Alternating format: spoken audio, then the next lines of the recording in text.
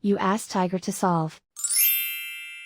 This deals with linear equations with one unknown. The final result is x equals 3. Let's solve it step by step. Group all constants on the right side of the equation. Subtract 10 from both sides.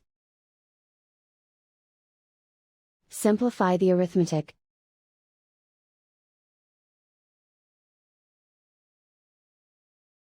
Isolate the x. Divide both sides by 2. Simplify the fraction. Find the greatest common factor of the numerator and denominator. Factor out and cancel the greatest common factor. And so the final result is x equals 3.